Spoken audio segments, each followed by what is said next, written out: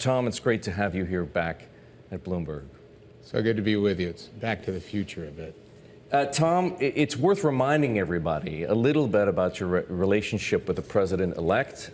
Joe just told us, and he's absolutely right, of course, that you were chairman of the inauguration back in 2016. You were, of course, then President Trump's biggest fundraiser at the time. You and he go back more than 40 years. It gives you unique insights into the man and, more importantly, what Trump 2.0 is going to be like. One of the things that people want to know most is how Trump 2.0 is going to be different from Trump 1.0. Tell us. So, first of all, the insight into the man going back 40 years is, I've learned one thing: trust his instincts.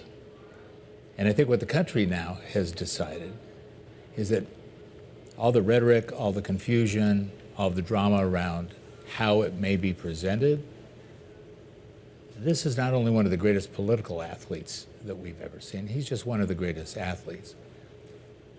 But the question, I think, on what 2.0 is it's going to be hopeful, phenomenal, and much better, I think, than even the other side, in fear of what might be coming, will accept. Why? Because think about it, in 2016, we were together, we were having this conversation. You have a man who's one of the best builder, developers, financiers in the world, a reality talk show host for 13 years on The Apprentice, zero political experience, zero Washington experience, right? In those, if you had to go out of the 212 area code in those days, it was a flurry. Comes to Washington, putting a team together, right? We all thought we were putting the best team together. You had to find resources to do it. People were apprehensive of doing it. And just finding your way around D.C. was not... So is the point that he's no longer a rookie in the job and he knows what he's doing? Well, not only is he not a rookie, he did a great job. And if you think of what happened, we went from a Muslim ban to no ISIS. We go to a great economy in the world. We have no problems with Mexico at the time. Immigration is under control. Healthcare, security, housing, all of those things seem to be better. 4 years then of being attacked physically, legally, socially, and reflecting on all of the other things. So in that reflection of 4 years, got him ready to say, if I have the opportunity and the stewardship to have another 4 years and really create my legacy, I now know how to do it. And I know what the people are that I need, and I know the wiring of the plumbing in the system. So let's talk for a moment about the instincts. So few of the president-elect's nominees for cabinet positions, not all, of course, but so few, I would say, have the resume traditionally needed to achieve high office. Why? Tom, help us understand, why is he choosing people with such limited experience and limited, on a relative basis, qualifications? I don't know that limited qualifications, right? Qualifications. On a relative basis, if you look at the resumes of the people who got those jobs in the last administration, in the first Trump administration, and administrations going back decades, they were, quote unquote, more qualified. Well, more qualified of being in the system. What the American people just said to Donald Trump is, we believe you, we understand you, we are not supporting the system. It's not working for us. It's not working in housing. It's not working in Medicare. It's not working with our children. We can't say God in school. We don't want our boys to become girls or our girls to become boys. That's out of the system. So I disagree. The qualifications for the system, for the bureaucracy, right? When we talk about the deep state. Or the establishment. Yeah, and the establishment is not bad, right? These people are not bad. It's not corrupt. It's corroded. So to come in with a new frame of mind, with a new set of people who have integrity, have commitment, have dedication, who understand a different program, is what you need to move the cheese. You need to break the system. You need to move the cheese. You need to break the system. Absolutely. I mean, and you're saying that. It's important to hear you say that, because you're not, I know this, we've known each other long enough, you're not a burn it down kind of a guy. Absolutely. Right? You found ways to succeed inside the system. Trump, in many ways, has succeeded in spite of the system. And now he kind of wants to burn it down. Is burning it down, in principle, is the risks that you take in burning it down, the risks that you take with the rule of law, the risks that you take with civil rights, the risks that you take with military competence, the risks that you take with financial markets, are they worth it? Are they worth the prize that potentially is there at the end of the day when you've burnt it down? Absolutely. And he's not burning it down. And the price is freedom in America, right? I mean, that's what we're looking for, is the American dream to be reinstated.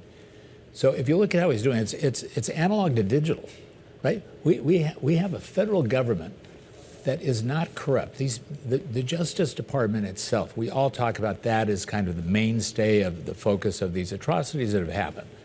Steve Bannon in jail, 27 of his associates indicted. What they've done to him, time in and time out, in my opinion, is not because Merrick Garland is corrupt, or Lisa Monaco is corrupt, or the civil servants, the 94 U.S. attorneys that are there. They're not corrupt, they're corroded. The system doesn't work. You have to change the system. And the only way you can change the system is from the bottom and from the top. And yes, he's going to do it.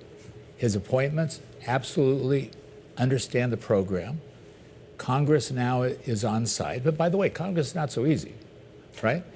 If you're a senator in Congress, you don't want your fiefdoms to be totally taken away from you with someone else's decision. So his artfulness in dealing with Congress will be better. But these people are first-class choices. Tulsi Gabbard, Bobby Kennedy just now. You make it sound so reasonable. But even some Republicans look at a nomination of a Matt Gaetz, say, and think to themselves, WTF, what is Trump doing? Is that a serious nomination, or is that sort of a joke or perhaps a maneuver of some sort? Look, obviously, I can't speak for the president, but I can tell you it's not a joke. So what is he doing? He's disintermediating everything. We've lived in 10 years of disintermediation of everything that we've known, right? Every company that was AAA 10 years ago is almost non-existent today. So it's the same thing. A Matt Gaetz, his pick of a Matt Gaetz going into something like the Justice Department, right? When you think of the thousands of GS-12s, GS-11s, GS-10s, lawyers, FBI agents, it has to have some chilling effect. His qualifications... Some chilling effect? Well, he's not there yet. His qualifications will be vetted by the Senate. Do you want somebody out of the system that's been a critique of the system when the people in America are saying, this system's not working for us? None of it is working for us. So put somebody in who agrees the system isn't working. He can't move it individually. Surely Matt Gaetz is not the only person who thinks the system isn't working. There are a lot of people to choose from. Yes, there are. And Matt was a loyalist. He took on heavy-duty fire in the midst of a lot of controversial things. And the president knows what he's doing. I think we should just give him a chance, trust his instincts. This man has been thinking about all of this for 4 years. He had 4 years of unbelievable experience. He's going to do the right thing for all of us. And it's not retribution. It's not divisiveness. In his mind, his legacy is the most important thing to him at the time. Promises made, promises kept along that road. Promises made, promises kept. Tom, I think back to a conversation that you and I had in 2021. And it was, for very unpleasant reasons for you, an untimely conversation, but it was timely in the sense that it gave you a chance to reflect on where you'd been with the president in his first term.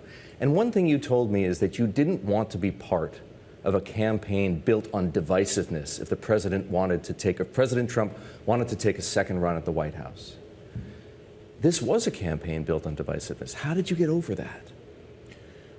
Well, the reason that I entered into it is I had been a subject of a 9-count indictment by the Eastern District. Although you didn't know it at the time. You didn't know that was coming when we spoke. It was just before. No, but I wasn't involved in the campaign at that time. So I had done my service for him, for the country. I was honored. I couldn't believe that, a Lebanese financial lawyer like myself could ever work for the President of the United States. And then it starts. And I look at that experience of saying, fine, if you fly at 40,000 feet, it's not I'm being targeted, but I'm not being targeted out of corruption. I'm being targeted because the political will of the other side is saying, we need to mobilize our political agenda. Now, fortunately, I had the resources to be capable of mounting a defense. So what my whole experience was is the system works, right? The system works. I had a 1.5-year experience. I had a 2-month trial. This judge and the jury in 1 day, a full acquittal. The average person doesn't do that. So in the Justice Department, and I'm getting to why Trump has gone through this in spades. Nobody knows what it does to your life. This man can suffer, absorb more pain than any human being I have ever seen. What it does to lives, what it's done to the lives of all the people around, Roger Stone, Paul Manafort, Steve Bannon, everybody, they've all been attacked. So for me coming back and saying, I was honored to be a part of it, I went through the system, and I admire the system. And I don't have anger, revenge, even at the people who brought those charges against me. I understand what they're doing. But it's got to be fixed. It has to end. It has to end not prosecuting Democrats, not prosecuting the existing prosecutors, not prosecuting the political people who were there before. We have to say, hey, time out. This isn't Venezuela. We need a new system. Okay. Yes or no? That's all I'm going to ask. Should Donald Trump, as one of his first acts as president, pardon anybody who might otherwise be prosecuted for the same reasons on the Democratic side? That's up to the president. It's yes way or no? It's way outside of all right. Tom, it's been wonderful having you here. Thank you so very much.